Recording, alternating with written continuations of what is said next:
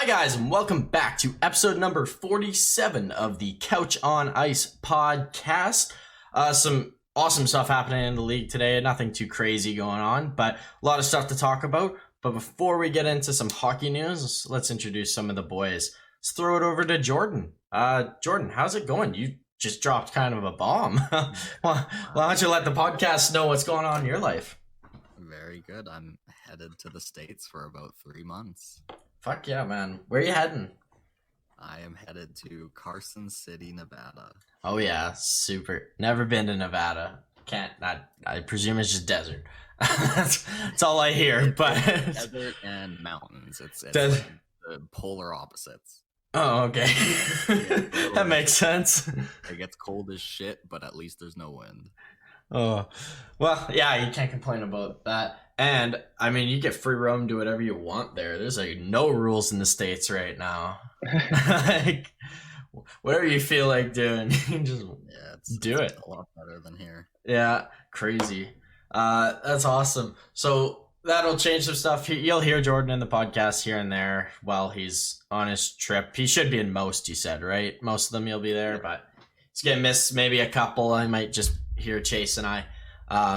But speaking of Chase, how about I throw it over to you? What did you get up to this week? I presume not as busy as Jordan. Yeah, no, didn't make any life-changing decisions. That's for sure. No, that's for just hung out, watched some puck like usual. But yeah, no, that's cool that you're going to Vegas, man. That is sweet. Hit up some night games there. Yeah, no doubt, man. I wonder how much those tickets are. Yeah, Really I wonder.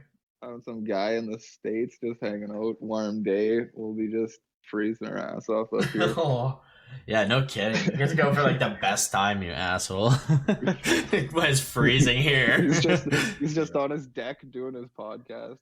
Yeah, sitting in the sun soaking. We're in a fucking parka while we're inside and our heat's on.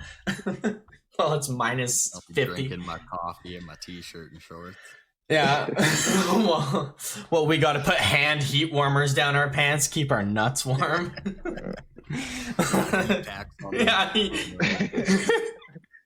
Oh, get athlete's foot on your nuts. Oh yeah, gotta love the shaker, those little hand warmers. Oh yeah, toss those in the skates, man. There's back playing on ODRs. No, in actual rink. Oh, in the barns. Like Engelfeld, yeah. Oh yeah. Dude, it was it's cold as it was outside. It was probably colder inside, dude. Like it was horrendous. Like gotta have like so many heat packs in your skates. Oh yeah, I played in some pretty cold arenas early on, but luckily we moved to the city a bit early, and they had some pretty legit rinks there in Moose Jaw, so I couldn't complain by any means. Yeah. I've probably played in the coldest rinks on earth. I played some beer league games where it's basically just outside, but there's walls to block the wind. Like that's about it. So, but let's get into some NHL news, not some cold ass rink in fucking Engelfeld. Let's yeah, it sounds like it when you're freezing your giblets off. There's like a quarter of the rink missing. Like just the one end of the rink is like not there. You're just 2 strides. You're out of the yeah, the smallest rink ever, a mini stick rink. Well, let's jump into some real hockey. And let's discuss some games we watched. I'm gonna kick it off first because I got 2 games to quickly talk about, both Penguin games, as you can guess. One game that made me super happy, one game that took years off my life. So let's start with the good one against Philly. Pittsburgh and Philly. Pittsburgh won 3-2 in overtime. It was a good game, very back and forth, but Pittsburgh more or less controlled the game, kind of took the stranglehold, and Jari was fantastic. Drew O'Connor had a really good game. Zucker, he's a weird player, man. Like he is like so decent at like important stuff, but just does not finish anything. Like, he creates the best. He's so good at poking pucks out, but then you don't score because he can't score. So he's a weird player like that. UC Ricola is starting to get some minutes, and I think he should start over Chad Ruhwedel. I think he's better. I know Ruhwedel's out with COVID protocol or whatever, but I think he should be playing over him. He's been way better. Him or POJ. Not that POJ played against Philly, but no, it was a good game. OT winner, Letang, beautiful wraparound. Needed to go to Toronto to see it, but I was super pumped to beat Philly. And Philly's a weird team this year too. Talking about them, Cam Atkinson looks legit. Ristolainen's an issue. They needed Cam, didn't need Risto. He's like, he reminds me of like a mini Tyler Myers. Like, he's just good for hitting, and then he thinks he's offensive, but he just falls over. And so he's something. Yeah, he just has not. He's so slow, I guess. So slow. That team's so fast. You really notice how not fast Risto is. And another point, he has the weirdest hockey number for a defenseman. Like, he's like number like 11 or something like that. Like, some weird number for a defenseman. It just doesn't look right. But Philly, they're okay. They're a decent team, but they just suck off the rush as well. Like, oh boy, do they struggle. Yeah, they really like to show up some games and not show up some games. Like, really, you don't know which Flyer team you're gonna get sometimes. Absolutely. Carter Unless Hart. you got a bad Flyer team the game before, probably gonna get a decent one this game. Yeah. It's weird, man. Like, they're a good team, but like, if you come up against them in playoffs, for example, I know that's like a long way down the road, I probably wouldn't be scared no matter what team I was. It's probably the least scary team to make playoffs in the East. I don't know, maybe that's just me, but Carter Hart's looked really good. Been impressed with him so far, especially in that game. So, Philly, they're just they're better than last year, but not like miles better. So that's what I'll say about them. They're just marginally better, which makes them as good as all the other teams in the Metro, pretty much. So, tight division. Now jumping, I'll quickly review the Minnesota game that made me lose years on my life. Some good news out of it. I'll talk first. Kapanen was outstanding. Got his first career hat trick. He was all over the ice, all over. So good defensively, so good offensively. This is the Kapanen I've been like seeing potential, but haven't seen like explode in a game. So this is the first time I've really seen it.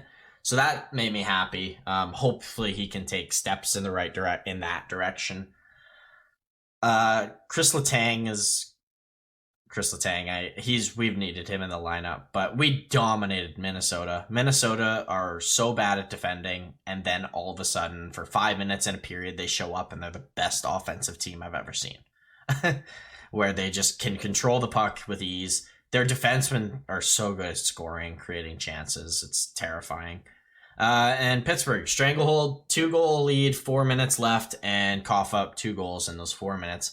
One with 2 seconds left, and then we lose in a shootout. So I was super pissed. If you ask my girlfriend who was sitting watching the game with me, she had to walk out of the living room because she could see the smoke blowing out my ears after we coughed the extra point up. So, yeah.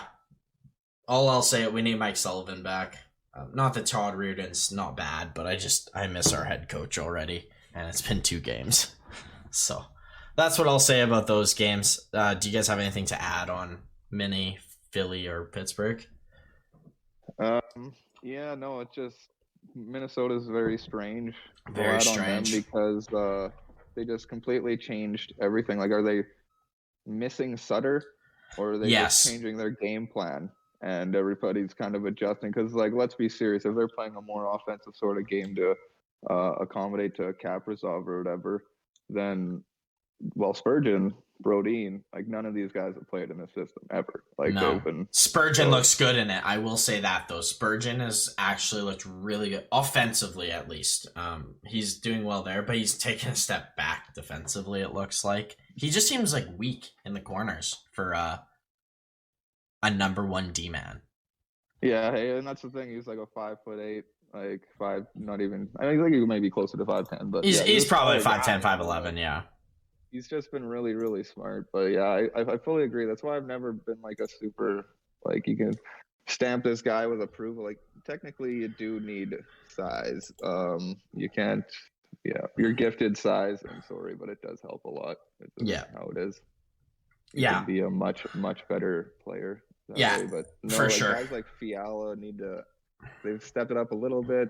Same with like Fiala didn't look very good. Yeah, I know. Hey, like I have not been impressed with him the last little bit, but like he was not even there the first like 6 or 7 games. So he's really got to get himself going here because he's a big key to that team, and there's a reason they're not like doing that great. Hey? Yeah, for sure. Like there's some players I watch. I've watched some players. I'm like, wow, this guy's legit. Like Kirill's legit. He's the best. He's so good. Eriksson Ek looks so good. So good. Foligno's their best player, frankly, right now. At the minute, Marcus Foligno is by far the best player, and Ryan Hartman has been so good. So, and some of these young guys have just stepped up. This, like, Brandon Duhaime came out. Oh my God, is that kid fast? No doubt. So, like, it's amazing that they're winning as many games as they are. Like, I don't believe that they've won this many games. They're 8-3, man. Like they're crazy, but yeah, they're kind of like a better version of Toronto because they rely on offense to win them games, but they just don't have as many weapons. But yeah, 3-game winning streak, a couple games in OT and 2 the shootout the last. They've been awesome in overtime. That's why they're winning because I don't think they've lost in overtime yet. And if they have, it's been like once. So they've been real good. They get to lick their chops on the Coyotes next too. So like they're I don't know. Number one here. Here comes Coyote Surgeons after that Kraken game. Do you want to talk about that game, Chase? Because that was a big game. Did you watch it? I guess I should ask. Yeah. No, okay. I did watch it. Why don't you discuss the start of that game? Most of it. What day was that? Was earlier in the week or what? Yeah, that was 2 days ago, I believe. I believe that was on Saturday. We're seeing that game. If I'm not wrong. Saturday. If you don't know, Zonaverse. Sunday. Yeah, it was Saturday. It was against Kraken, so there we are. Kraken versus Yotes Saturday. I'll just discuss it a little bit while Chase is finding it. This is the craziest game, one of the craziest games this season. I'm upset I missed the first bit of it. The Kraken came out, 2 shots, 2 goals, and it looked like the Yotes were in the mud. They were screwed, gonna get absolutely flamed on as Jordan Eberle gets a hat trick. No, sorry, not in this game. That was the following game. Yeah, it was crazy. And then the Coyotes storm back and win it with a minute left to get their first win. It was like I said, I didn't get to watch the first half of it where the crazier stuff was happening, but oh my God, like Seattle to lose that game, it's more of an issue that Seattle lost that game than that Arizona came back and beat them. It makes me a lot more concerned about this roster. Something to give props to Arizona for. They pulled Vejmelka after those 2 shots. Yeah, well, I would hope so.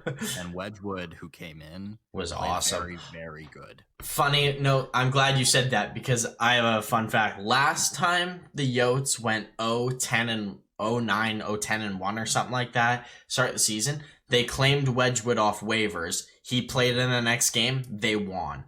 And this is in 2017. This year, same thing. 0-10-1, claim Wedgwood off waivers, plays 1 game, and gets the win. So, super cool note there. Yeah, hey. No, that's awesome that Wedgwood to just come in there and win that game. But yeah, I remember watching the first bit of this game, but I don't think I watched the ending whole game. And Probably fell asleep. I've been sleeping while I'm watching. Yeah. Yeah, no, there's some But, games I've been struggling to put on too. I get that. It's just so much promise on this team. You see the Seattle team, you're like, I like it, but they're just not there yet. They're not good yet, and I think I'm not saying it's over. I'm not gonna say like, oh, they're not even gonna be a playoff team, not even close. But I don't think they're gonna be far off of playoffs. But I don't think they're gonna be a playoff team this year. I think they're gonna get 85-ish points this year as a team, which isn't good enough for playoffs unless this Pacific is truly, truly bad. But Edmonton, Calgary, and eventually Vegas are looking real good. So yeah, like to me, I'm definitely losing a little bit of hope for their playoff position that I put them in. But yeah, I'm not throwing it away. Yet, no, 'cause they've absolutely been not. Decent in a sense because they've been able to win, like random sort of games. Like it's just they haven't been able to win that extra game yet at all this year, which is definitely the worrisome part. Yeah, like, they're you're definitely beating the Wild. You did beat the Sabres last game. Like you should have Yeah. beat the Sabres. So like should we have all beat the knew that Yotes. we all knew the Coyotes were gonna boil up to beating somebody at some point. So Yeah, for sure. really, But in the it's kinda fashion that you get a 2-goal lead Mhm. right away, it's really hard to stomach losing that game. No, it It's the is, same for as sure, man. for how I feel with Pittsburgh and Minnesota. Like that was 2 points in the bag for Pittsburgh. In the bag. And they coughed it up and lost. Like it can't no, happen in this league. They're gonna have to string some wins together in the next 10 games, or else They this dug a is hole. not going to go very, very well. Yeah, Like, absolutely. They dug a big hole for themselves in this game. But take, I think the Yotes are going 71-10-1. yeah, yeah. Wedgwood in there all year. Yeah, Wedgwood is not leaving that crease, and he is gonna win the Vezina. Oh, even though we know he's just gonna get claimed by New Jersey again next week. Yeah, Antoine seemingly. Roussel is gonna win the Hart. Oh yeah, Anton Roussel. Hey. Oh, what a beauty snipe! What a team! Yeah, there's something. I can't believe that first line was literally Ladd, Beagle, and Erickson that one day. I know. That was so incredible. That was like rolling back 15 years, huh? Oh. That line 10 years ago still wouldn't be a first line though. Like no, they were okay. That'd be an okay second line maybe in like 10 years ago. Oh fuck. Remember when Louis Eriksson was underrated? When he was in like Dallas or no, who's he with before Dallas? He was he was Boston. He went to Boston after Dallas for the Sagan trade. Yeah, he was traded for Tyler Sagan, guys. Like, oh my god. That contract I'm pretty sure was Benning gave him that contract. But oh yeah, definitely. Oh, that's so good. I love Louis Eriksson. He's like my favorite player. Just because like that Vejmelka really needed the day off. I did. Well, how many games has he played though? Yeah, exactly. Season, but I guess just that night it wasn't clicking, and they made the right decision clearly. Well, when you have 0 games of NHL experience and then you start season 10 games in a row, like you're gonna have a nightmare game coming up. Yeah, like they claimed Wedgwood for a reason. I'm sure they wanted to play him, but they were like, fuck it. Well, he's been playing good. He'll squeeze another one through. And then they just scored 2 goals. And they're like, yeah, maybe not. Yeah. Fucking Wedgwood just going. Yeah, exactly. It's like, oh god, okay, let's do it. I just got here like an hour ago. Well, like there's the goalie. They signed Carter Hutton to be their backup or starter, whatever. Yeah, I don't even know what the plan was for that. I'm genuinely shocked on that decision, getting Carter Hutton. It was literally seemed like it was a signing to just act like you got somebody. Yeah, to tell the league we're not tanking because we signed a guy who was an NHL player last year. It's like we have a goalie. Yeah, it's to justify Vejmelka probably playing or something. A random guy. I don't know. He's just bad. Like, he has not been good for probably 3 seasons now in the NHL. man. But people give him chances, and I'm all for giving people second and third chances. But the last 3 years, he has not gotten over a .90 save percentage. That is awful. Like, Who is this? Sorry, this is Carter Hutton. Carter Hutton. Yeah, he's not. The last time he has had a respectable NHL season was his first season in Buffalo, where he had a 2.09 goals against and a .93 save percentage in 30 games, which is pretty good for a backup. Pretty good. But then after that, it goes to a .90, a .898, and a .886, and now he has, in 3 games only, but a .74. Like, he is a 7.7 goals per game, goals against average. That is the worst stat I've ever seen from an NHL goaltender. Like Marc-Andre Fleury. Fleury looks better than that, I'm pretty sure. He probably played 10 minutes and let 1 goal in. No, he's played 3 games instead. Well, maybe 10 minutes, to be fair. It might have been put in the... Yeah, no, that's... Like just bad. bad. It was literally just to say, what do you mean? We have a goalie going into the year. And I that guess. was all it was for. Everybody knew this guy wasn't going to be playing the whole year. Yeah. Or really anything, because, like, geez, at least... Yeah, no, fair enough. He's been done for 3 years now. Looking at Fleury, he only has a 4.11 goals against average right now, so not quite as bad as Carter Hutton. Not quite. Yeah, and he has a .881. I think Carter Hutton's had a worse save percentage in the past 3 years than Fleury's had in the start. Yeah, and Fleury's been the worst he's ever been in his career right now. Yeah. Like, by far. And so have the Blackhawks. So have the Blackhawks. At least so somewhat good. should we segue into the Blackhawks with some of their news then? Use that segue. The Blackhawks have fired their head coach. Jordan, start singing your... Yeah, I've been calling for it. Oh, you've been calling for his head. So his head's finally done. So they fire their head coach, Jeremy Colleton, and 2 assistant coaches, and hire their AHL affiliate head coach, Derek King. He's going to be the interim head coach for now. So far, it's been so good. He got a win in his first game, so not the worst start for a guy. But this just seemed like the best decision to make after their start being 9-2-1. Hey. Mm-hmm.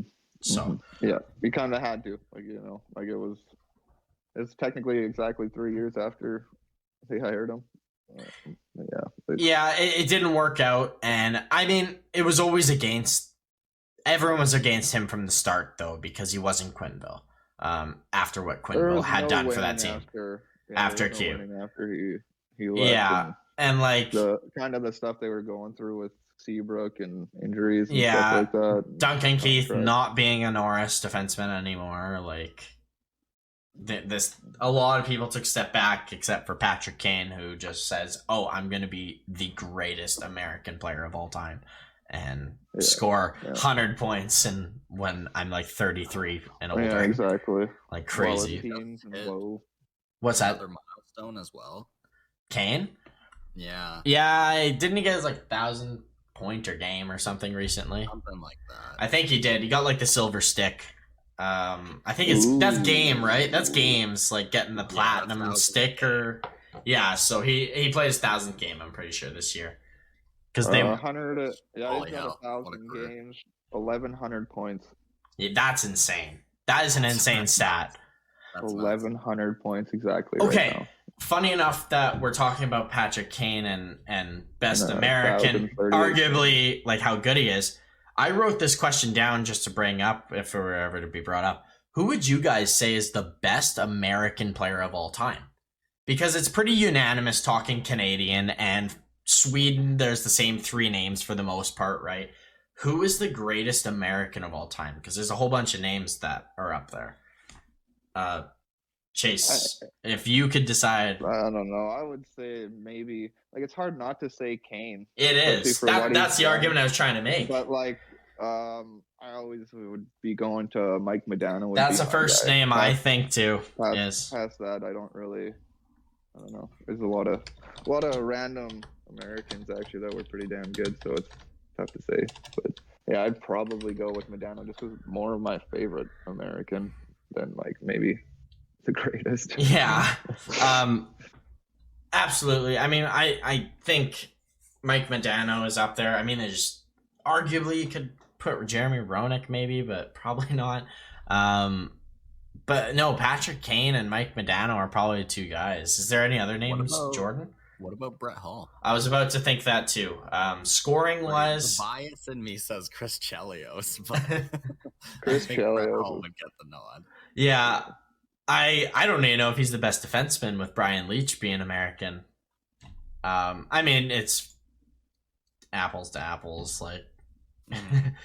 But there's also like Keith Kachuk in there. Like, there's a lot of guys who are up there. They say Brett Hall when you just type her in. They say it's Brett Hall and Mike Modano and then Phil Housley. Phil Housley, yeah, that's one I completely even forgot about. Oh, that might just be points. That's just points. That's So points. points-wise, Okay. Brett Hall was number one. Mike Modano, and then Phil Housley. Jeremy Roenick's underneath Phil Housley. Phil Housley's got 1,232 points, 1,495 games. Wow, that's insane. Yeah. I see. Chelios is actually fair. Maybe he's probably actually is better than Leach. Now I'm looking at his stats. I didn't realize he was this much better. You know what though? Yeah. I mean, Chelios might actually be that guy. Yeah, he's pretty underrated. 51 games, like this guy, he was epic, man. Like, Man, he was crazy epic. Like, yeah, he played 1,600 games. He was a plus that career. 350. Plus 350 as a defenseman playing 1,600 games is unbelievable. 900 points from a defenseman is pretty unheard of for the most part. Like, I mean, the guy played in 4 different fucking decades. yeah, that's true. That's insane. Yeah, like he almost had like 3 full like careers with teams. Like he Yeah. played like 8 Yeah. years with the Canadians and like another Yeah. 8 years with The Blackhawks and the another, Wings. like almost 10 with the Black or Red Wings. Yeah, man. Like That's crazy. Yeah, it definitely could be Chris Chelios. I just wanted to bring because but I wouldn't be against saying Kane at the same time. No, I don't he's think gotta be we- top 3. Yeah, I with think you could with Chelios just because it looks like he missed like quite a few games. So like if he had more of like a better Iron Man sort of streak. Kane. No, Chelios. Chelios. Okay, I was about. I think you could say Chelios if he played like even more games, like as in per season. Like if he Yeah. actually got more games in per season, I think you could actually really strongly consider him because. how Which do you is not? crazy because he With a still played. defenseman that could- Yeah, exactly. Well, that's because That he played long. like 30 seasons. Yeah, or exactly. something. That's With so dumb. with Patrick Kane, I just look at him and it's crazy that we're talking about good things with the Blackhawks right now, but just for what he's done, and he's only 32. He's 32 right now. Like, that's not even that old. He's still got 2 more years of probably top winger in the NHL level. Yeah. And so And it's he's going to be only, like, hard. a couple hundred away, so Yeah, like he's got more 1,100 points than 1,400 Chelios, basically is so what he's looking for to be ahead of Hull. So yeah, exactly. Yeah. So I mean, it's hard not to say him. I just wanted to bring up the topic while we were talking about it. Interesting that we can probably crown a new. I wonder if none of these guys have won 3 cups. I bet he'd be the only one. I bet he's the only one. Maybe Yeah. Hull? I don't. Well, Brett Hall played for St. Louis and Dallas, and he won 1 with Dallas, and that's it that I know of. Who else did he play for? Well, I Chris think he Chelios was on won our 3. team. Oh, he was a wing. Yeah, he was a wing for a bit. No, I'm thinking. I'm just pulling up his stats right now and seeing where Chris he all played. Chelios won 3 cups.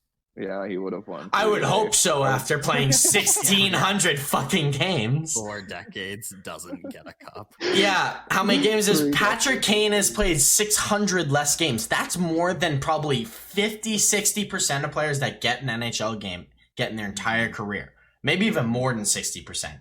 And he's got 3 cups Just 7 already. seasons. And more. Yeah. So, he was Brett Hull. He was a Flame for like 50 games. He was a Blue for like 10 years. Dallas Star for like 3 years. Detroit Red Wing for like 3 years, and then a Coyote for a day for 5 games, and then he just called it quits. I don't know how many. When did Detroit win their cups in the early 2000s? 2000 and 2001. 2001, 2002? 96, 97, and then 2001, I'm pretty sure. 2001? Yeah, so he would have won 2 cups. One with Dallas, one with Detroit, probably. And that's it. So he only won 2, Brett Hull. So he's probably, like, I mean, Chelios as well. He's won 3, but played for ever and ever and ever. Longer than I'm probably ever going to be around doing this. Like, oh my god. Like, it's insane. There's also, like, a name that nobody even, like, brought up was, like, Pat LaFontaine. He was, like, crazy good back in the day, too. Maybe not the best of all time, but... dude, Doug Waite? Doug Waite? That's a name. Sweet. Holy, I haven't heard that name. Mike Richter is a goalie. He was crazy. And talking about goalies, I mean, I disagree, but some would say Jonathan Quick with his 2 cups. Not necessarily. Was good. He was so good for those like 3 years, but Yeah. that's the issue. It was like 3 years of dominance, and other than that, he's never been an elite goalie. He was just really good in spurts. Like for 2 playoff runs, he was just the best. Yeah. So and that's it. Simply put, he was the best. And Yeah. that was the problem, right? that I can't remember which cup it was that they won, but one of them that they won when he carried them, like that is the greatest goaltending performance I've ever seen in the playoffs. Was Jonathan Quick in one of those 2 years. I can't remember which one it was. They kind of blur together. Yeah, I can't. I remember in the second one they beat New York, right? Mhm. And then New Jersey in the first one. Yeah, I remember. It was they were so good. That Kings teams were so good in 2012. Yeah, that was a hell of 14. a Kings team. Speaking of that Kings team, that there's a man who just retired, Marian Gaborik. Yes, he did. Oh, I love Marian Gaborik. I Yeah, love dog. Marian Gaborik. Let's NHL. absolutely. Gaborik.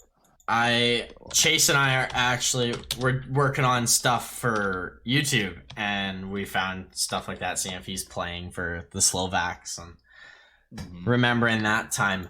But no, Marian Gaborik, one of the most underrated superstars in the league. I wouldn't call him a Hall of Famer. He's probably not a Hall of Famer at all. Well, I don't think he won a cup or anything. is- Oh yeah, he did. He won one with Kings at least. Yeah, he won. He won 1 cup. He might be a Hall of Famer, but not like a It's first ballot. that's a question actually, because I have his career stats right here. So he played 1,035 games. That's substantial. A lot of people who get 1,000 games get put in the Hall of Fame. 815 points, which is really good for a guy. He played from 2000 until 2018. It's the last time he played, but he was for the most part he was a point per game or just over a point per game for years. Holy crap. He was at a point per game or over for like 8 years.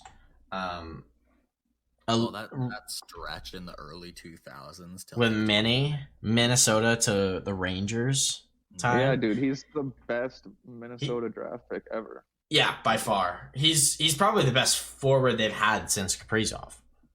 Like Kaprizov, that's who people compare Kaprizov to in Minnesota. Like they haven't seen a guy this good since Gaborik. Yeah, Gaborik was a through and through goal scorer, right? Yeah, and the only player I've ever seen in the NHL do a front flip on ice. Do you guys remember that? Yeah. I think it was Hoshik that tripped him too. Oh, I've never seen a player skate so fast to the puck and just like flip. Do a complete front flip. Complete flip. Oh, it looked so painful. Yeah, okay. I mean, that happened this week a little bit, but it was a goalie banging the back of their head on the ice in Ranta. Do you see Lumberg crashing into him? Mm-hmm. Florida, Carolina game? Oh, God, that looked painful. That looked so painful. But back to Gabrick here.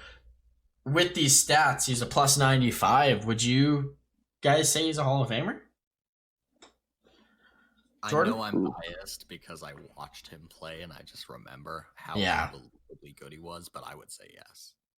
Chase, do you think he'd be a Hall of Famer? He's close. 800 points, 1,000 games. I don't think a cup. I don't know really. I don't really know what it means, honestly, to be a Hall of Famer that well, but I don't think so. You wouldn't pick him? I wouldn't. To me, probably not. Interesting. Like Hall of Fame sounds like a pretty insanely high regard to me. So, but he's a fringe player there. Yeah, what I like is like he never played very much in the playoffs, and when he did play like so unreal. But yeah, it's impressive. It was a lot of goals, like 400 goals is it's pretty damn good. You know, like I don't know. It's hard. Like I said, I don't really know what it takes to get into the Hall of Fame. I don't really follow that much. But to me, I wouldn't think he'd be like for sure Hall of Fame.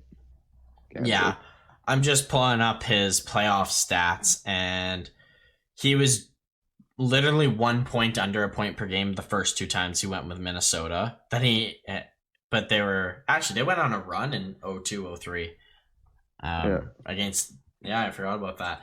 And then it was a first round exit the next 3 times he went to the playoffs. And then in New York, he went 20 games, 11 points. But for LA, 26 games, 22 points when they won the cup.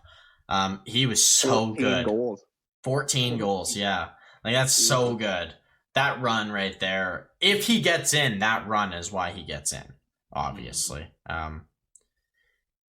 And the only argument I have is it's hard to put Gabrick in when they don't even have Alexander McGillney in. Like, I would put McGillney in 10 times before Gabrick, and I love Gabrick.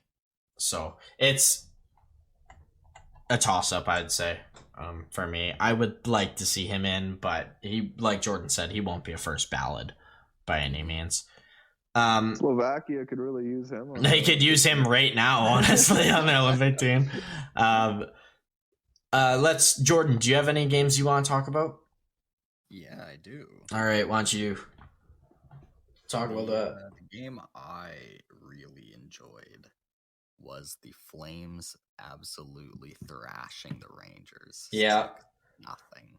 Yeah, my girlfriend's brother was like almost going to that game, but they decided not to last minute, and he missed a fucking great game and a great goal by Matthew. Yeah, Matthew Tkachuk between the legs behind the back, top shelf. It's like the third time he's done that.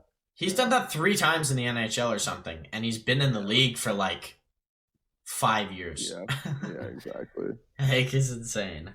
Yeah, no, they've unlocked the beast in that town, hey? Yeah.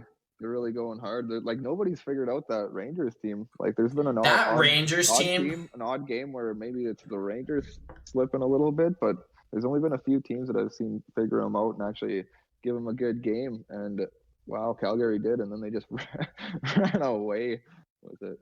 Big time. Big time. What are your thoughts? What are your thoughts on their defense, Jordan, in Calgary? It looks the same. This is a plus because they lost Giordano. Yeah, that's true. It hasn't. I'm just curious. Their play didn't, so.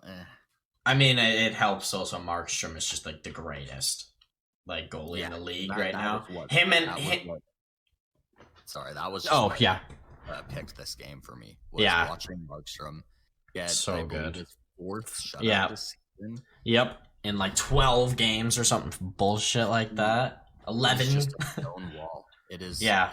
Watching Jacob Markstrom play is, it's not like watching Demko, because Demko, you're going to see something special. But when you watch Markstrom, every time a shot goes on net, you don't worry about it. You feel safe because he is just a wall. Yeah, it's definitely, you definitely notice. That's exactly what I was going to bring up too, is Demko. Like, Markstrom and Demko are probably the two best goalies in the league right now. And which, like, the reason Vancouver is 5-6 is Demko, but the reason Calgary is 7-1-3 is Markstrom, because he's just making it easy. He makes the simple play to smother up pucks. And I have a question. Imagine if Markstrom last year, he had two teams to choose from. Imagine if he chose the Oilers. Yeah. Like, because they were the other team that were like, they offered, I'm pretty sure, the exact same contract that Calgary did. But he decided to go with Calgary because he thought they had a better chance to win. Well, the Oilers are 9-1. They would probably win the cup if they had him, eh? I was real confused over that. I feel like he only went to Calgary because of the Tanev and those guys popping over there too. Yeah, that's a big reason. It was strange when he went there, but it wasn't strange because it's a good fit for him. Like, it was a place that needed a goalie, so like I understand why he went there for that sake. But if he was thinking cup wise, especially at that point, it wasn't really. Should have picked McDavid. They weren't really looking that great. No. There were probably even other options that you could have went to.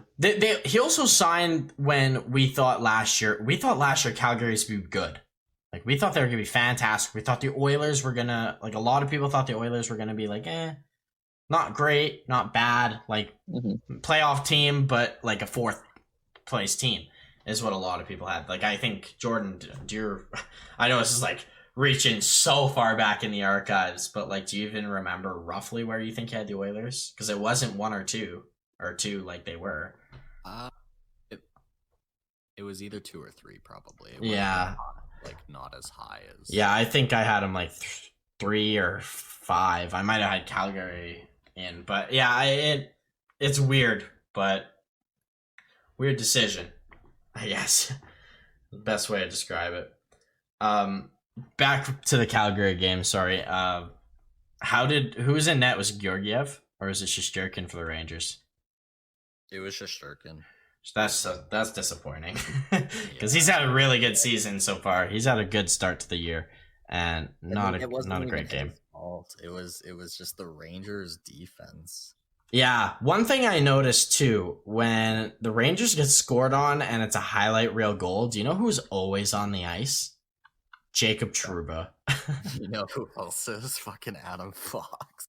Yeah. He was getting roasted all night by the Flames. Was he? Oh yeah, he was getting tossed.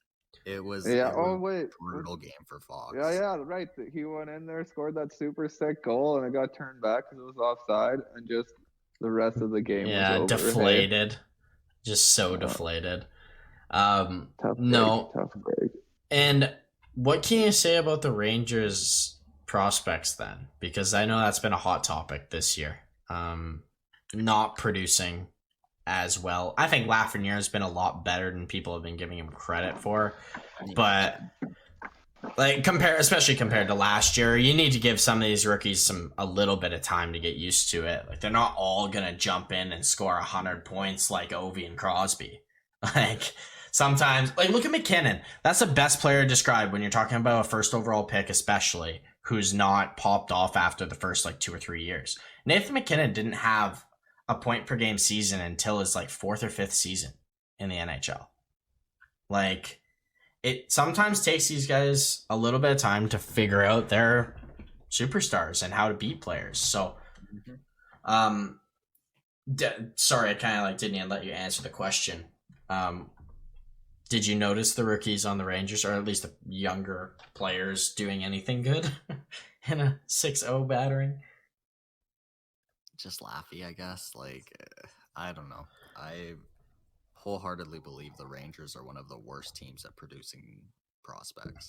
It seems to be the case because they've had some incredible prospects that just Yeah, some great talents haven't that done have it. either wanted out or just didn't turn out. Don't pan out, and yeah, it's really disappointing what this Rangers team has done. But I know a lot of people are defending Drury right now, and they're playing okay. They had a bad game, Yeah, it was a bad well, game.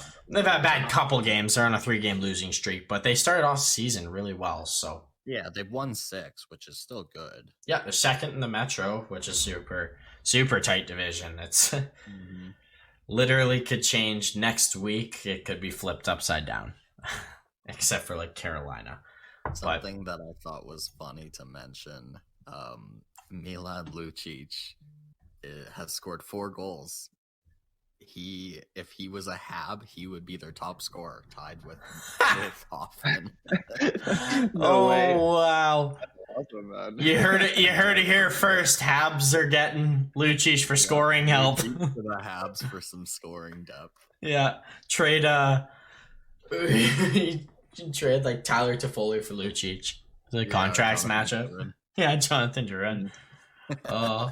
How happy would Calgary be if they could get like a Toffoli or Druin for Lucic? I think it'd be a riot. If Lucic got traded for any of those guys like that, you would know we live in a simulation. Yeah. Honestly, either that or Calgary fucking send somebody into hacks. Yeah. While we're on the Habs, got some news about their goaltending. Some positive news for once.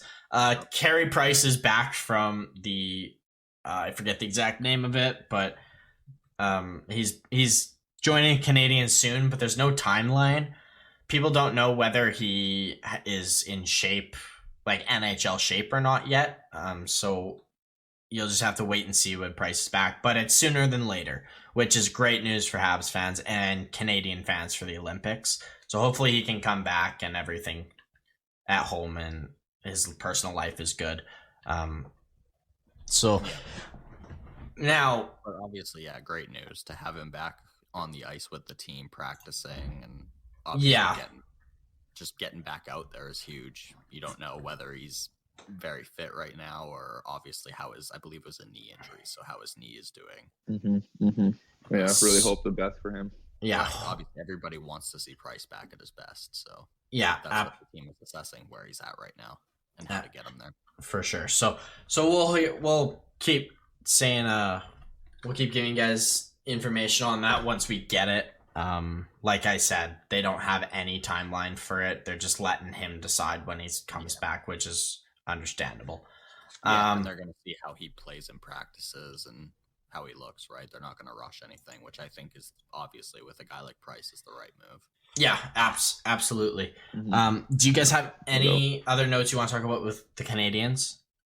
No. That's the only thing I got. Yeah, we kind of been talking about them a lot. They've had a rough season. I don't want to hit them while they're down. Hopefully Caulfield can do well in the A and can come up and be himself. Say about that team is simply like they don't look terrible. They just can't get those extra goals and they can't do the things they need to do to win the games. They're there all the other times. It's just when it comes to like doing a little extra to win a game, they don't seem to have that. For sure. The one thing I've noticed about this team that I think Montreal messed up on the biggest, they tried to sell that David Savard is a Shea Weber replacement. He is absolutely nothing like Shea Weber. Like nothing. They both weigh a lot and they're both big. And they're both big defensemen. Nothing alike. They so much miss Shea Weber right now, and it is so evident, which really sucks because I want him to. You just can't, especially after a cup run. Like, imagine just going to the Stanley Cup final with your best defenseman. Look, and I know he was not the greatest that he used to be, but he's still better than a lot of defensemen out there. It's truly, is this not showing how amazing he is, even on like 1 foot? Like, this guy was. Oh, he's so good when he was. Like, he's one of the best leaders in the game. Yeah, like him not in the locker room hurts too. Yeah, if he was ever actually healthy, like what sort of like I bet they would have won the cup like twice by just him being so good, or what? Because like he was never healthy whole time. He was Or with Montreal, basically. So they make that Like- Subban trade 2 years earlier, and I bet or 3 years earlier, and I think they win a cup.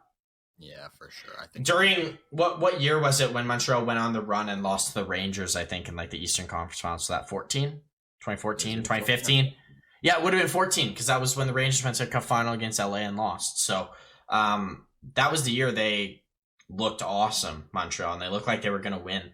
Then Price got hurt for one. That didn't help. And then it would have been nice to have Shea Weber then. yeah, no kidding, huh? For sure. Moving on, I got some. I'm just gonna start going through the teams, guys. So if you have any notes to talk about, just say them out. If you guys don't have anything to say, just I'll move on. So we'll do it that way. So let's talk about Tampa Bay Lightning quick. Sergachev was suspended 2 games for his head hit on Mitch Marner. Did you guys see this hit that happened? I believe like 4 days ago. I didn't. It wasn't as bad as it sounds, but it wasn't. I don't know. Chase, did you see it? You know what hit I'm talking about? Sergachev on Marner. Sergachev on Marner. Yeah, that was unnecessary. Like It I was- don't understand why they didn't just hit him in the body. He was right Yeah. there. You had no reason to not just hit him in the body. I agree. understand why. And don't understand. My What biggest happened? question why it happened was when Hedman hooked him. Like, why are you trying to go and kill Mitch Marner when you're already on the penalty kill? Yeah, you didn't even About need to hit be. him even. Like, you didn't even Yeah, need I to. just You watched literally go take the puck. Yeah, it's not as bad as it.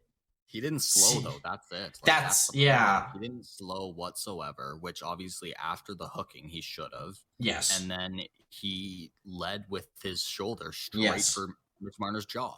Like if he'd hit him in the body, like you're saying, it looks a lot better probably, and it's probably a lot nicer of a hit. But because he caught him in the jaw after the hooking, it looks really bad. Yeah, he did a good job disguising that to look lower than it was. If Marner's head didn't kind of whip a little when he hit him in the jaw, like, yeah, it was 2 games fully necessary.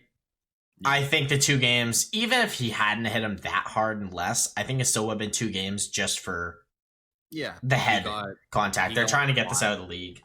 Exactly. He got hot in a game, and the league needs to shut that kind of thing down, right? At Yeah. the end of the day, it's a sport. Athletes are going to get heated, especially when things happen, but like you have to still keep it professional. Absolutely. And frankly, watching Sergachev play this year, I think that's been his only downfall this year is he gets a little heated sometimes and a little over anxious, I will say. So he's like a defenseman version of like Bunting in that sense, where he's like, I want to make the big hit, the fast, quick play, and he'll just take a dumb penalty for it. It doesn't happen a lot, I would say, with Sergachev, but that's like the only thing I've noticed with him this year that I've been like, okay, I would like him to not do that more. But no, that's all I got. And then how about Stamkos' start to the season? Let's talk about that for a minute because he has been unreal to start the season. I'm just gonna pull up his stats here in a pot second. and goals. That's what you need, man. Yeah, no, he man. looks. I think I said it earlier. Like the guy's just got the weight off. He's ready to just play hockey. All this winning Stanley Cups thing is out of his head, and he can just play some puck. He seems healthier, and he's got a real big role, a lot of weight. Yes, on him with to produce Kucherov out. points. Yeah, So especially with Kucherov out, exactly. So he's the main man. He's got 14 doing it. points in 11 games, so that's awesome. 6 goals. So Yeah, I've been a huge fan of Stamkos for a long time. Obviously, since back like when they had Lecavalier and St. Louis, 60 goal Stammer. right? Yeah, Like, man. Back in 2011, 12. Oh my god. Stamkos has shown this kind of caliber, and I think right now, at least, he's feeling good. Like, at least you can tell the injuries aren't holding him back as much as it has in previous times. Yeah, it sucks how many injuries he's gotten. Yeah, who knows what kind of player he'd be without that, right? He Like, could be with, if he was fully healthy his whole career, he could be chasing Ovi after Ovi's done for goals. He could have. He was that good. If I'm looking back here, his first season, he got 23 goals. and like that's really really good for a rookie. Tampa's been good for a long time too. Yep. Following that, I'm just gonna list his next 3 seasons quick. After in his sophomore season, 50 goals, 51 goals, 95 points. 2010-11, 45 goals and 91 points, and then he in 11-12 he got 60 goals and 97 points. Like this guy was face of the league with Ovi and Crosby back then. Yeah, and absolutely. Breaks his leg right before the Olympics and just hasn't been the same since. Yeah, Or I shouldn't say haven't been the same, haven't been healthy since. Yeah, not in the same way at least. No, absolutely not.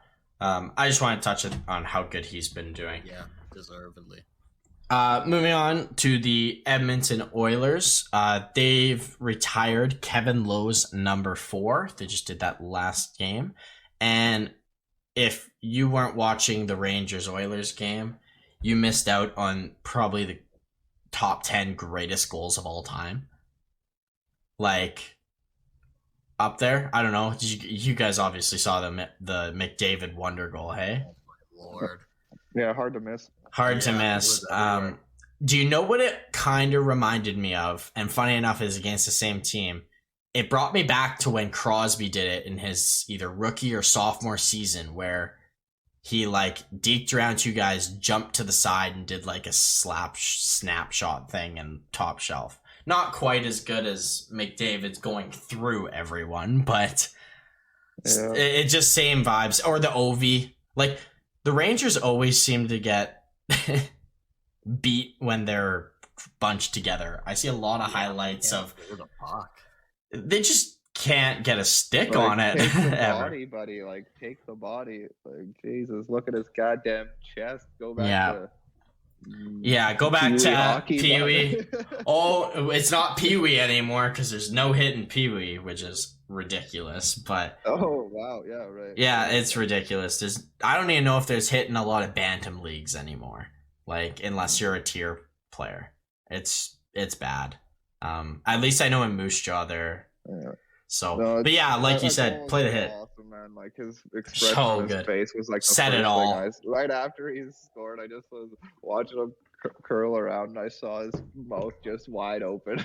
Yeah, like he's even shocked. Like holy, it literally looks like McDavid is playing against children. Yeah, he's playing on rookie mode. That's how good he makes it look, and how easily he makes hockey look when he's got the puck. Yeah, dude, he looks like that fucking super good kid on that Adam team or that junior novice team. Yeah, that's just actually doing stuff. That's like, okay, this guy is definitely probably going to the dub.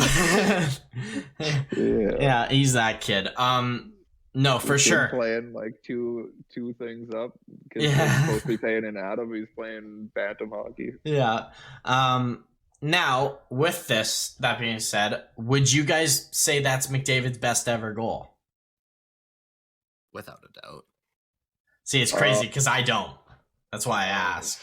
Wow. I have no idea. It doesn't matter. Like, it's just unreal. There's probably too many to count.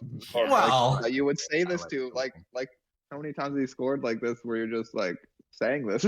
Well, and that's the point I'm trying to make though, is I know it's stupid to compare when they're all great goals, but how can you not when it's McDavid versus McDavid? The winner's McDavid. He got both the goals. Like, I think it's cool to talk about other goals. Like, my favorite McDavid goal is in his rookie year when he toe dragged the Columbus D-man and was like split the D there. Do you guys remember that one?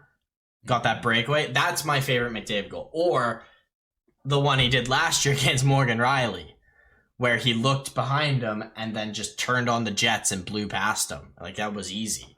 So I just wanted to see if there's any other goals that you're thinking about McDavid that you wanted to bring up. I couldn't even describe one. There's just so many goals. It's ridiculous. I'm gonna describe so many of them. You could probably have like a whole hours long video of just McDavid highlights. Oh, guaranteed. But do you guys have anything else on the Oilers? Do you want to? No.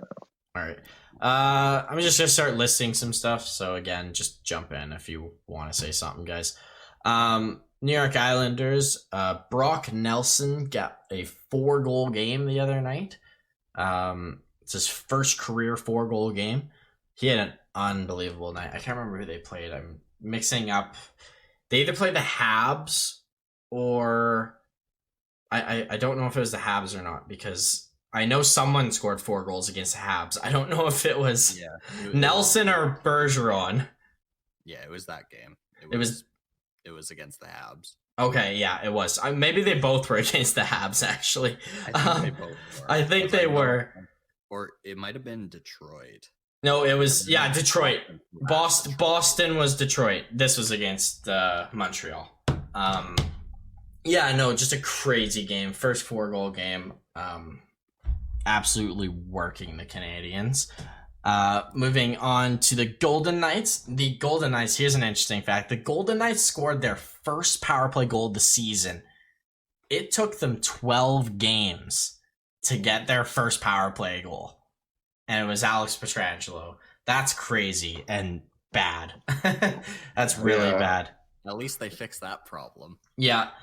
No doubt, man. Yeah, they really need play so they can actually have a power play. Well, hopefully that. Well, their whole first unit's out probably, other than their defense. But even before they weren't good at power play. And also, I guess saying that Pittsburgh's whole first unit's been out since the whole season pretty much, and they've been scoring on the power play. So fair enough. One thing I gotta say about Vegas, they look good, man. Like, they beat Ottawa. They do look good. They're a good team. This is pretty solid, man. I like how they're playing without anybody, basically. Back to the Mark Stone's back soon too. First year, man. Back to that crap. Just even worse though. It's even worse than that because you don't even have William Karlsson. We don't even have William Karlsson there right now. You got Stevenson's your number 1 center, but your first 2 centers are out. And then your top 2 wingers are out too. Vegas will be good. That you acquired randomly, and like Lecision and Kolzar, and these guys are really heavy minutes. So Lecision was drafted by them, second overall or second round. I think they traded for the pick probably to get that pick or something like that. Probably. But no, they're playing good. They're going to be a wagon again. Leonard's finally starting to play the way he can play. He had a really rough start to the season. I wasn't worried about it. He's been a great goalie in the league for 4 or 5 years now. Probably 4 years, I'd say. So I wasn't too worried. He's looked really good and kind of stepped back up to being the number 1 guy on that team. So I like to see that.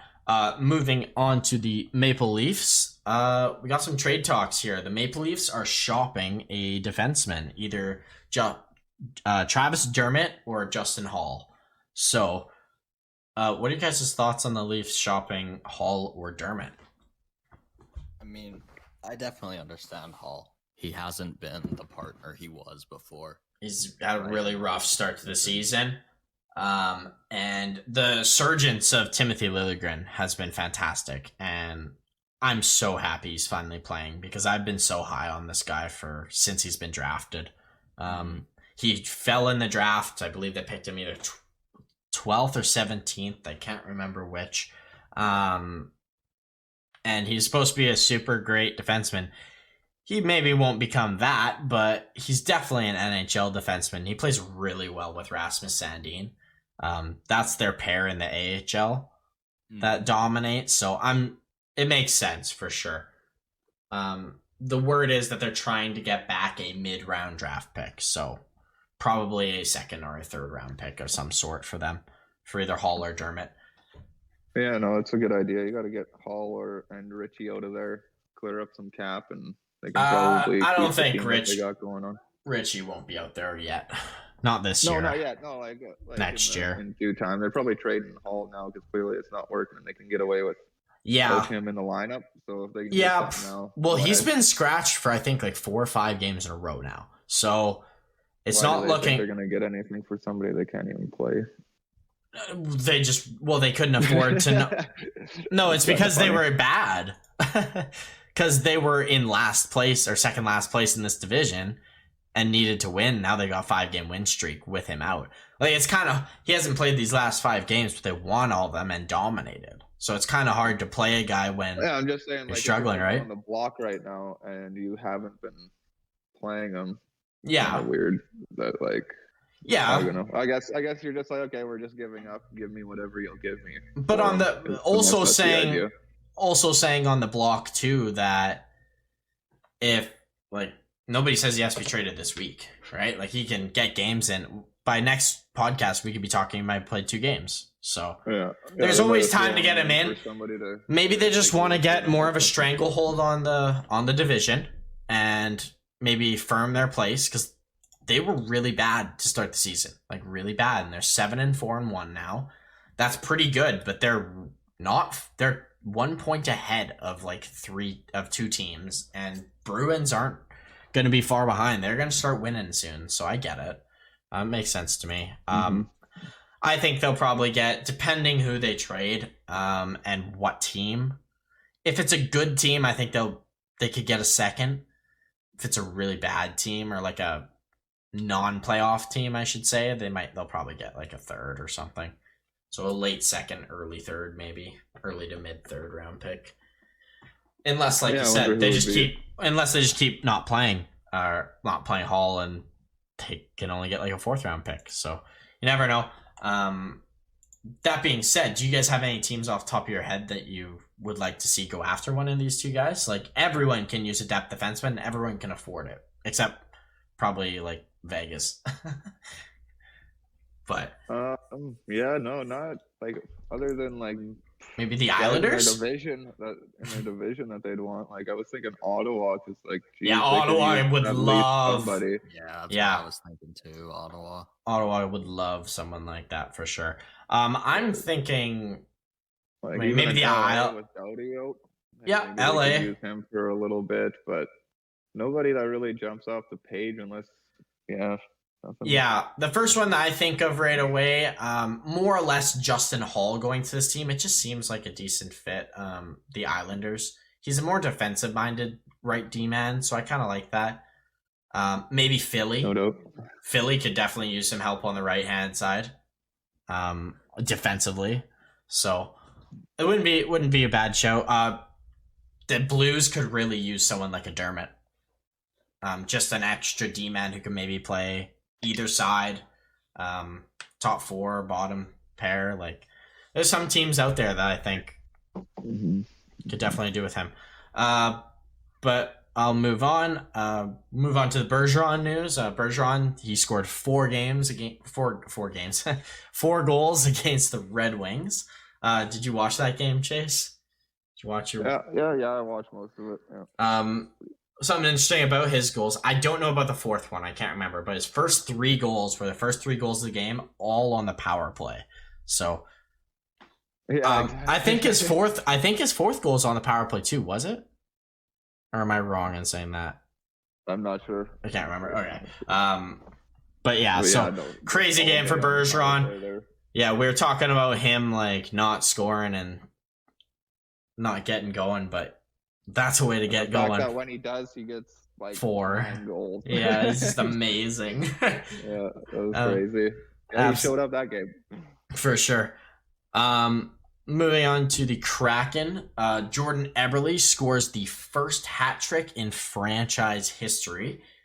It was it was against the Sabres. My boy DT in there. Actually. Yeah. The only one who showed up. Yeah. I'll kick it off on some DT. He played 2 games this week. It was so awesome, man. Yeah, played against so Gold Abs, and they just hung him out to dry there basically, and let Jordan Eberle in the slot like wide open. Like 3 times, yeah. Yeah, literally 3 times.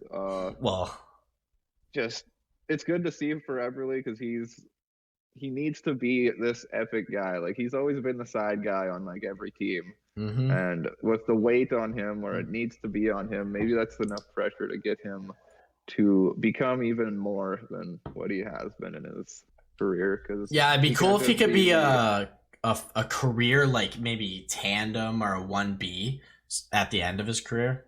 Maybe like get some extra dough from a team. he's just got to really step up and become a real great player for this team if they really want to have some success. Like I think he's been doing definitely good, but he can be better. Like he can be players better. can be Yeah, always better, in a sense. absolutely. Especially with a guy like Everly. Like I said, he's been such a side guy all the time. If he could find a way to be a man, be a real man, like take that next step when you don't expect it, like a Perron did or something. Like all of a sudden Perron just started getting a point per game in the last like 4 or 5 years. Like it's pretty crazy. What was it? Vegas basically woke him up. So maybe that can happen with Ebbs here. Really, Yeah. what you gotta hope for.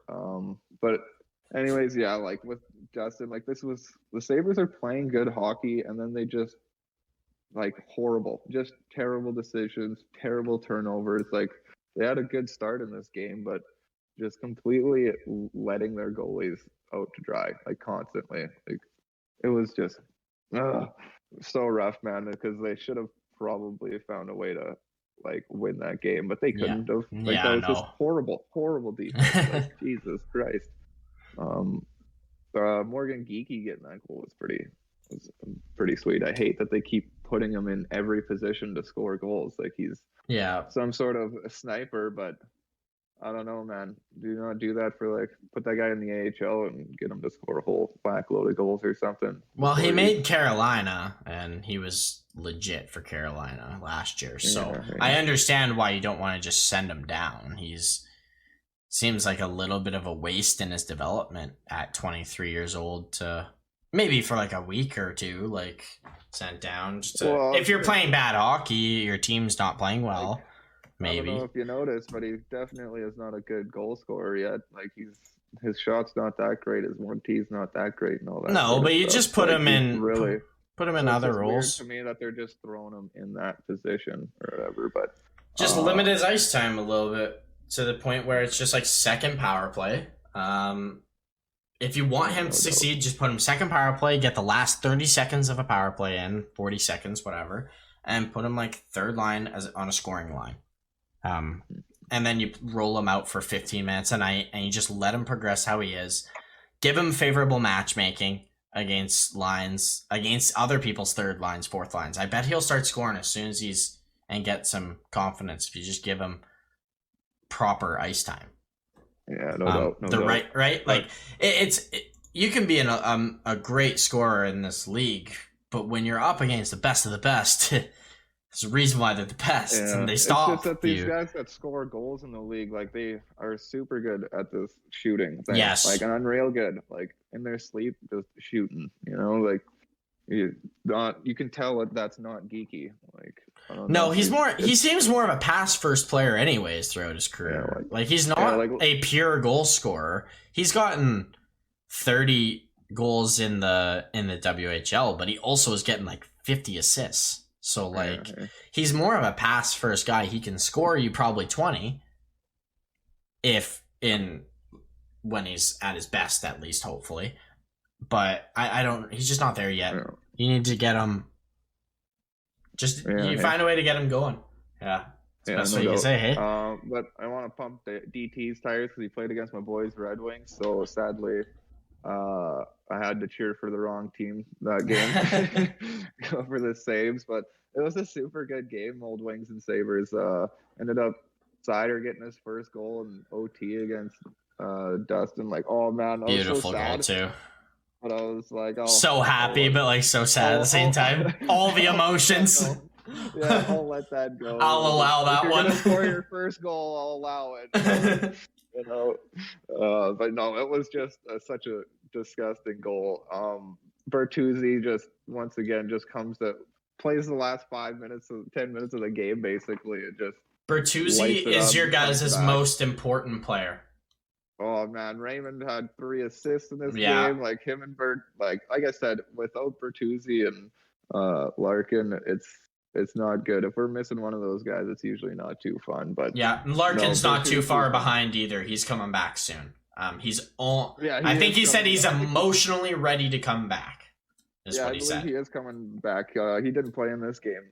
No. They had Rasmussen like on the first line, and Oof. then man, he was Rough. it wasn't too bad. He didn't play too bad actually. Suter looked pretty good in that game though. Yeah, he did. Hey, yeah, he looked solid. Started it off.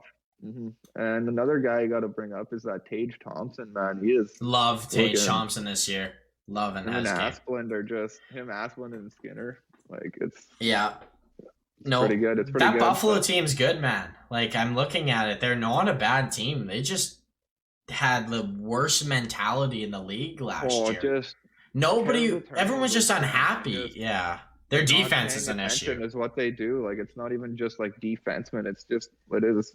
Well, like a team effort of like Hinostroza. The one game was just literally he just stood there and watched somebody just beat the puck into the net. Like Dustin's trying to hold his leg down. The guy's just hacking this puck into the net. And Hinostroza's just standing at the top of the crease, just staring at him. Like it also doesn't help. Can you put your stick in there? Or do anything? Like it doesn't help. Man. Also, when your best defenseman is playing awful. In Rasmus Dahlin. Dahlin has been so bad to start the season. He has been but it's not even the points I'm as worried about. Like those will come with power play. Maybe that helps, but like it might, but they're just defensively, he's just like getting burned and just cannot win stick battles, can't win in the corner, nothing. Like they're liability when he's out there. Yeah, we may have got that goal, but he was -1. Exactly. Like that says it all. He's not been good. He needs to step up his game. For how good Buffalo's been, it's crazy that with their expectations, I say. It's just crazy that he's not producing or playing okay even. Like he's been in the league a while. You'd think he'd know how to play in it. Seems like he forgot. Yeah. So I really thought he'd have a big year this year. I thought he would have a good year. Not looking too amazing. He had a great end of the year last year when they changed coaches. So I just don't know what's going on. Maybe he's just he's just not there yet at all. Like maybe it's like Ekblad, and you gotta wait like 5-6 years before he's even. It was funny. It was just all of a sudden, like I said, there's like 6, 7, 8 minutes left in the game, and all of a sudden the Wings are like, okay, let's make some plays. Just started passing around in the zone, and once you start passing and feeling it, just puck watching these Buffalo Sabres just all day, and it just takes absolutely nothing to open somebody up in the slot and get a goal. So absolutely, I think teams are going to start noticing that. Like, just don't let them score the first 2 periods. If they score 1 goal, just go into the third period and just light them up, because they've cracked so many times. It's what I've seen about out of Buffalo is cracking in the third period. Just absolutely. Throw the game away. Yeah, I mean, not that. DT's maybe it's a good thing. On his head somewhat. Maybe his odd goal, but they've also just completely broken down and let in a goal basically themselves. So they're giving one back to each other at least. But can I also say the fact that I've seen a team play in front of Dustin? I'll tell you that. Yeah, in NHL. It really does. It looks pretty good. They just classic just fall apart. But the one thing I'll say though is it's the Sabres. They're not supposed to be good, right? They've been great this year. They have a winning record 11 games into the season. I guarantee you, no one predicts that. No doubt. They're playing outstanding for what their expectations are. I think it's probably good that they're losing games. I want, obviously I get it. I want DT to play well and win games and carry his team. But if you're a Buffalo fan, you just lost your best player in 20 years. And you have to go into a rebuild. Probably. And they you want a low draft pick this year. You want to fight Arizona for Shane Wright or Brad Lambert or whatever, right? This is not a team where you're we should I want to be good right now. No, you probably want to be bad another year or 2 before you talk about being good. Get some good defensive prospects at least. Yeah, in all reality, it doesn't look like it's going down anytime soon. They might start losing more games, but in all reality, this team's going to get better as the year goes on, with Krebs possibly coming up, Touch coming back. This team could really be unreal good in a sense for the last like month or two or whatever. Hey, because just everybody's there and they've gone through a bunch of shit season or something like that. Like They'll be competitive. They'll be very competitive. To think that they might not finish last, but they'll probably finish close to last. It's just they'll be what an amazing start. But they should be bottom 5, but there's also teams playing Montreal. Montreal looks awful. Arizona is the worst team in the NHL. Yeah, realistically, teams like anybody actually do this before when it comes to Zona. Like this is actually full bad, unheard of. Like straight up, they gave up. They've never seen a team just straight up give up. Yeah, but like in their situation, it like made sense. Makes sense. They like had the worst rebuild of all time. Yeah. Like this past but still, one. It's just like nobody's actually just straight up given up on a year and just played random guys with like no care of actually winning any games. Well, like, this could be the worst team. Edmonton did in 2015, and so did Buffalo. They did not want to win games. They actively tried to lose games to get McDavid, right? When there's players like that you think are like franchise changing, how do you say it? You competitively try to lose. Competitively try to lose games when there's players like that on the stake, and you're never gonna make playoffs. So yeah, just to me, it's just I agree. It's weird. Like I've never seen it been this like straight up. Like it seems like that, but back in the day, it used to be a thing too. Because I remember Pittsburgh they signed guys in the last this is back in '92 when they drafted or not 92. It would have been earlier than that, but when they drafted Yager first overall. Or no, maybe it's Lemieux. Wasn't even alive, man. Yeah, no, I know, but that's what I'm saying. It's happened before a lot, so that's just one I can think of off the top of my head. But moving on to the San Jose Sharks. The Sharks send their top prospect William Eklund back to Sweden. I'm not surprised by this. It seemed early for him to play all year. I was surprised he played as many games as he did. He looked really, really good. But this made the most sense, hey? Especially the way the team's playing. Team's playing well. They don't need him right now. You need him just to light up Sweden and come over next year maybe or the year after and just be your best player. San Jose. I feel so much better about this team this year than I have since they were a playoff team.